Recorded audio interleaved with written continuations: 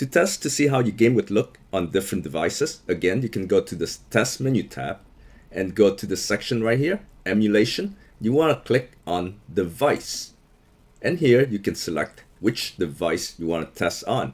For example, I'm gonna test on the iPhone 7 Plus. Once you have selected the device, just press play to play test.